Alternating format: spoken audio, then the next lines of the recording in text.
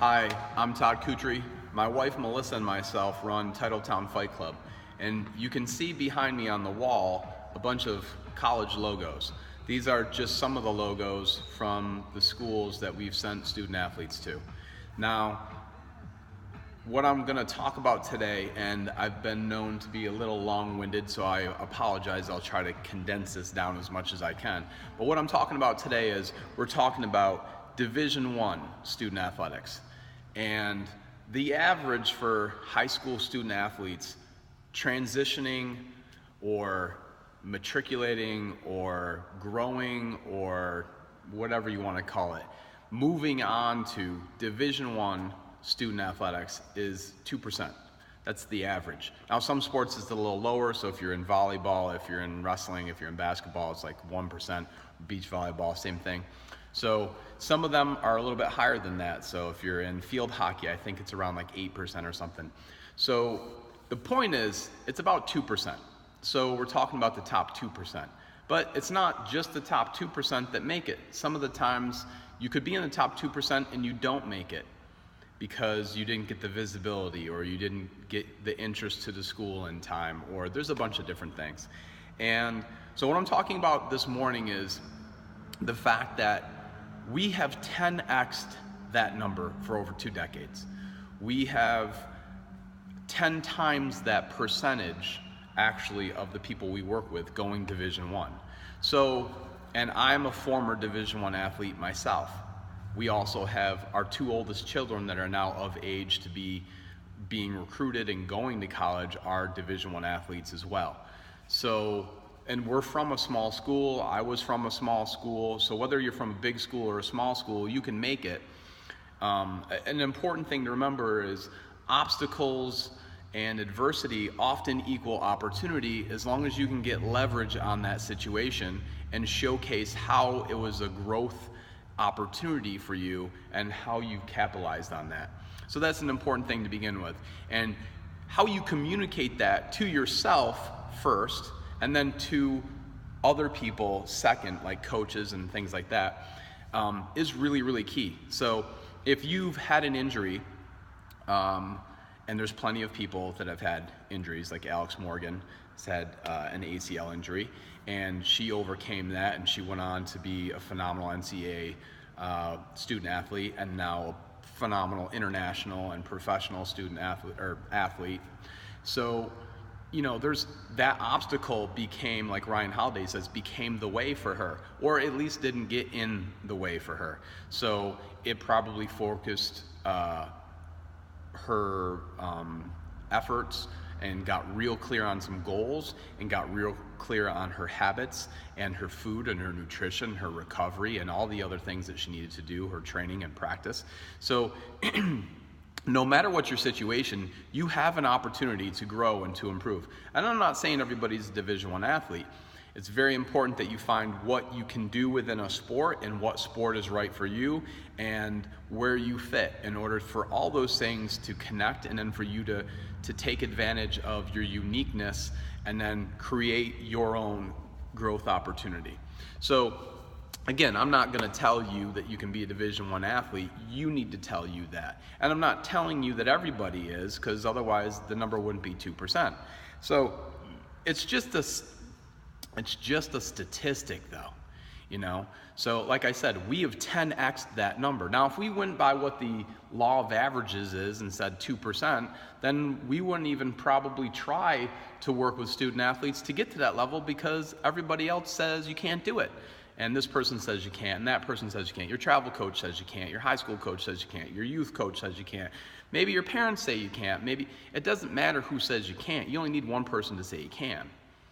And again, this isn't just about Division I. It could be Division II or Division III. It's whatever is appropriate for you. I'm just saying Division I because it's the highest level, and that's where you're always trying to get. You're trying to get to the highest level. You're trying to get to your highest level, and the highest level that's appropriate for you to challenge yourself and then grow at. So if your goal is Division I, then that's fine. That's what we're talking about right now. Now, as we talk about Division I, it's important to understand that there's a recipe, there's a playbook, there's a set of rules, there's a set of guidelines, there's a way about being not just the top 2%, but the top 1% that's important to understand as you progress. The best of the best information right now, and I say this all the time, and people, I think, believe that it comes from like a state of like, it's coming from my ego.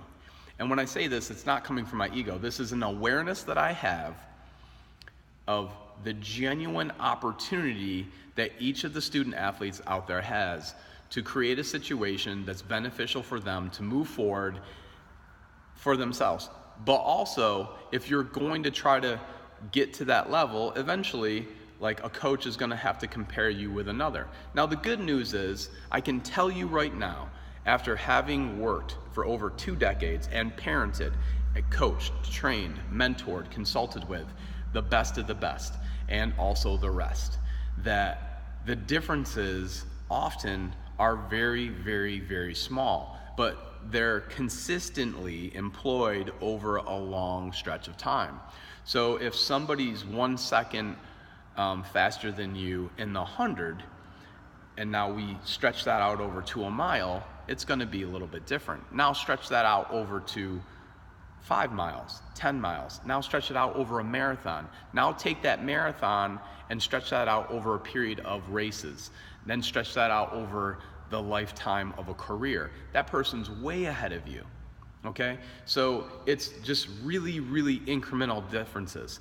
And we're talking about habits, we're talking about nutrition, we're talking about recovery, we're talking about mindset, we're talking about communication skills, we're talking about delaying gratification, we're talking about your attitude, we're talking about your ability to learn, how quickly you assimilate information, and then how also you determine what you're good at, what you're not good at, knowing the difference between the two, and then being able to persevere, being able to, have that stick-to-itiveness. All these things that seem like they're really, really small are not really small. They're really huge. And so many people overlook these things on a daily basis. And everybody wants to talk about, you're not talented enough. You don't have the genetics to. You came from a small school. Your coach isn't good enough. I'm telling you right now, we have had so many Division I athletes that came from small schools, that came from schools that weren't winning, that came from coaches that hadn't had Division I athletes, that came from athletic programs that weren't considered successful, that came from families that weren't athletic families, or really intelligent students that came from families that weren't considered like really, really intelligent or like very, very affluent families. So it doesn't matter what your circumstance is. It doesn't matter what your situation is. That's all in the past, What matters is what you do with the information you have. And I can tell you right now, with the webinar that we're going to do, I'm going to let you take a peek inside, behind the curtain, Wizard of Oz style, since we're in Chittenango, to actually understand and see what some of the processes are. Now, I'm telling you right now, the majority of people don't take action. The majority of people don't have the attention span. They don't have the work ethic. They don't have the discipline. And most importantly, they don't have the belief in themselves or their student athlete that they can grow and progress at a level consistent with that top 2%. And more important, the top 1%, because that's what we're really talking about. Like I'm saying, let's 10x that situation. And even if you don't become a Division I athlete, you're gonna be a better student athlete. Then you're going to be better in college as a student athlete. And even if you only played club. And then in life, you're gonna be better in life because of these life skills that you develop day after day of beating on your craft, like Will Smith says. And that's how you get to that level. It's not about just working harder, though.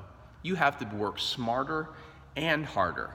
It's a multiplier, It's an exponential addition to what your situation is and where you are and where you're going. It's really important to understand that 1 + 1 + 1 is not 3. Over time, that becomes 9. So, it's an important situation to understand the difference of, and we understand that difference, and we have for over 2 decades. So you need to jump on board right now and learn what you don't know.